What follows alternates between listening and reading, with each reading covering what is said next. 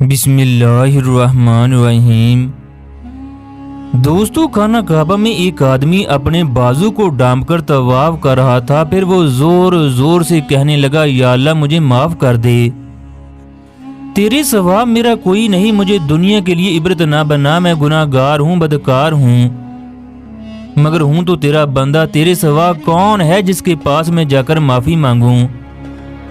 حرم میں صفائی کرنے والا بتاتا ہے، مجھے اس کی دعا سن کر اس پر بڑا ہی ترس آیا۔ وہ دراز قد مگر کمزور جسم کا مالک تھا۔ میں اس کے فارغ ہونے کا انتظار کرنے لگا۔ جب اس نے دعا ختم کی، میں نے اسے سلام کیا۔ اس نے سلام کا جواب دے کر مجھے بڑی غور سے دیکھا، پھر رونے لگا اور اداس ہو کر پوچھنے لگا، بھائی کیا بات ہے؟ میں نے اسے ہاتھ کو ڈانپنے کی وجہ پوچھی۔ اس پر اس نے ایک آہ سرد بھری درد کی وجہ سے بازو کو اوپر کیا، پھر کھڑا ہو کر مجھے ایک کونے میں لے گیا۔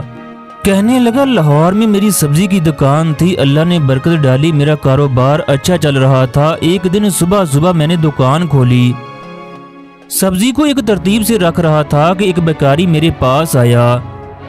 میں نے کاؤنٹر سے 5 روپے کا سکہ نکال کر اسے دیا، وہ دعائیں دیتا ہوا چلا گیا۔ پھر وہ دوسرے دن بھی آیا، اسی طرح سکہ لے کر چلا گیا۔ اب وہ ہر روز آنے لگا، میں بھی کچھ نہ کچھ دے دیتا۔ پھر وہ میری دکان پر آ کر بیٹھنے لگا، مجھ سے گھنٹوں باتیں کرتا، اپنی زندگی کی دکھ تکالیف میرے ساتھ شیئر کرتا۔ وہ کہتا وہ شروع سے بیکاری نہیں تھا، بلکہ ایک لڑکی کے عشق نے اسے یہاں تک پہنچا دیا۔ اس کی محبت کی داستان سن کر مجھے اس پر بڑا ترس آیا۔ یوں میری اس سے دوستی قائم ہو گئی، ہمارے درمیان ٹھیک ٹھاک یارانہ قائم ہو گیا۔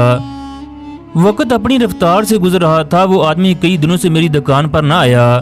مجھے اس کی فکر لاحق ہوئی، دل میں خیال آیا ہو سکتا ہے وہ بیمار ہو چکا ہو، ورنہ اتنے ناگے تو اس نے کبھی نہ کیے۔ میں نے اس کا مقام تو دیکھا نہیں تھا، لیکن مجھے اتنا معلوم تھا وہ شہر سے باہر ایک ویرانے میں جھونپڑی بنا کر رہتا ہے۔ خیر، میں شہر سے باہر اسے تلاش کرتا رہا، اس کا پوچھتا ہوا اس کی جھونپڑی تک پہنچ گیا۔ جب میں اندر داخل ہوا تو ہر طرف پھٹے پرانے کپڑے بکھرے ہوئے اور بدبو آ رہی تھی۔ الغرض گھر کی دیواریں غربت و افلاس کے افسانے سنا رہی تھیں۔ ایک طرف وہ ٹوٹی ہوئی چارپائی پر لیٹا ہوا تھا، زور زور سے سانسیں لے رہا تھا۔ وہ سخت بیمار تھا، ایسا دکھائی دیتا تھا وہ موت کے قریب ہے۔ میں سلام کر کے اس کی چارپائی کے قریب کھڑا ہو گیا۔ اس نے آنکھیں کھولی، میری طرف دیکھ کر اس کی آنکھوں میں ہلکی سی چمک آئی۔ اس نے اپنے پاس بیٹھنے کا اشارہ کیا، میں اپنے دوست کے پاس بیٹھ گیا۔ پھر بڑی مشکل سے اس نے لب کھولے اور انتہائی کمزور آواز میں بولا، بھائی مجھے معاف کر دینا، میں نے تم سے دھوکہ کیا ہے۔ میں نے اسے حیرت سے پوچھا، کیسا دھوکہ؟ کہنے لگا، میں نے تمہیں محبت پیار کی جتنی بھی کہانیاں سنائی ہیں وہ سب جھوٹی ہیں۔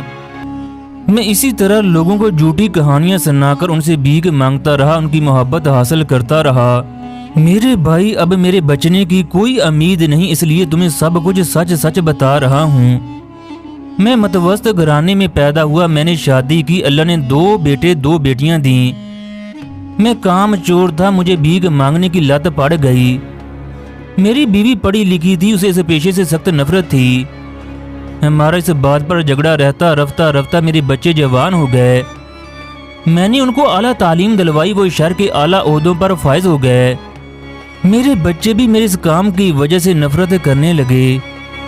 میرے بچوں کا اصرار تھا کہ میں بھیک مانگنا چھوڑ دوں۔ بھیک مانگنا میری مجبوری نہیں بلکہ میری عادت بن چکی تھی، مجھے دولت سے انتہا کا پیار تھا۔ میں بغیر محنت کے آتی ہوئی دولت کو چھوڑنا نہیں چاہتا تھا۔ آخر کار بچوں اور میرے درمیان اختلاف بڑھتا گیا، میں نے اپنی عادت سے مجبور ہو کر گھر کو خیر آباد کیا اور اس ویرانے میں جھونپڑی بنا کر رہنے لگا۔ اس کے بعد اس نے کونے میں پڑے ہوئے کپڑوں کی طرف اشارہ کرتے ہوئے کہا، یہاں سے کپڑے ہٹاؤ۔ اس کے نیچے 5 بوریاں نظر آئیں گی، ان میں سے ایک بوری کا منہ کھول دو۔ چنانچہ میں نے ایسا ہی کیا، میں نے جیسے ہی بوری کا منہ کھولا، میری آنکھیں پھٹی کی پھٹی رہ گئیں۔ اس بوری میں نوٹوں کی گٹھیاں طے بطے رکھی تھیں، یہ بہت بڑی رقم تھی۔ اب یہ بیکاری مجھے پراسرار لگنے لگا۔ کہنے لگا، یہ 4 بوریاں نوٹوں سے بھری ہوئی ہیں، میرے بھائی دیکھو، میں نے اپنا سارا راز تم پر عیاں کر دیا۔ اب تم کو میری وصیت پر عمل کرنا ہوگا۔ میں نے اس کی وصیت پر عمل کرنے کی حامی بھر لی۔ میں نے اس دولت سے بڑا پیار کیا، اس کی خاطر اپنا گھر اجاڑا، نہ کبھی اچھا کھایا اور نہ کبھی عمدہ لباس پہنا، بس اسی دولت کو دیکھ کر خوش ہوتا رہا۔ پھر مجھ سے کہنے لگا، نوٹوں کی چند گٹھیاں مجھے اٹھا کر دو، میں نوٹوں کو دیکھنا چاہتا ہوں۔ میں نے بوری سے چند گٹھیاں اٹھائیں اور اس کے حوالے کر دیں۔ نوٹوں کو دیکھ کر اس کی آنکھوں میں چمک آ گئی۔ اس نے اپنے کامتے ہوئے ہاتھوں میں لے کر سینے پر رکھ لیں۔ پھر انہیں نوٹوں کی گٹھیوں کو چومنے لگا، ہر ایک گٹھی کو چومتا اور کہتا، یہ میری وصیت ہے، تمہیں ہر صورت میں سے پورا کرنا ہوگا۔ ان 5 بوریوں کو میرے ساتھ دفن کر دینا۔ میں نے ہمیشہ دولت سے پیار کیا ہے، میری خواہش ہے دولت میرے ساتھ جائے۔ اب تم کسی نہ کسی طریقے سے ان بوریوں کو میری قبر میں رکھ دینا۔ وہ نوٹوں کو چوم رہا تھا کہ اچانک اس کے حلق سے ایک خوفناک چیخ نکلی۔ اس کی روح ہمیشہ کے لیے پرواز کر گئی۔ میں خوف کے مارے تھر تھر کانپنے لگا۔ اس کا نوٹوں والا ہاتھ چارپائی کی طرف لٹک گیا، نوٹ ہاتھ سے گرے اور اس کا سر ایک طرف کو ڈھلک گیا۔ میں نے جلد ہی اپنے آپ پر قابو پایا، وہاں پر رکھے ہوئے نوٹوں کو بوری میں بند کیا۔ اس کے بعد بوریوں کو اچھی طرح چھپا دیا، پھر چند آدمیوں کو لے کر اس کی تدفین کی۔ میں نے ایک بڑی سی قبر کھدوائی، کسی نہ کسی طریقے سے بوریاں اس کی قبر میں رکھ دیں۔ میں نے اس کی وصیت پر ہر لحاظ سے پورا عمل کیا۔ وقت گزرتا گیا، میرے گھر کے حالات خراب ہوتے گئے۔ نوبت یہاں تک آ گئی، میں کوڑی کوڑی کا محتاج ہو گیا۔ مالک مکان اور دکاندار نے میری زندگی اجیرن کر دی۔ قرض ادا کرنے کا کوئی حل نظر نہیں آ رہا تھا۔ ایک دن بیٹھے بیٹھے مجھے اپنا وہ بیکاری دوست یاد آ گیا۔ مجھے اپنی اس نادانی پر افسوس ہونے لگا کہ کاش میں نے اس کی وصیت پر عمل نہ کیا ہوتا۔ اس دولت کو میں گھر لے آتا، یوں میرے حالات بدل جاتے۔ دولت نے کون سا اس کی قبر میں اس کو نفع دینا تھا؟ میرے دل میں طرح طرح کے وسوسے آنے لگے۔ وہ دولت اب بھی قبر میں سلامت ہوگی، میں نے یہ راز کسی کو نہ بتایا تھا۔ میرے دل میں انتہا کا لالچ آ گیا، چنانچہ میں نے قبر کو کھودنے کا پکا ارادہ کر لیا کہ کچھ بھی ہو جائے میں اس قبر کو ضرور کھودوں گا۔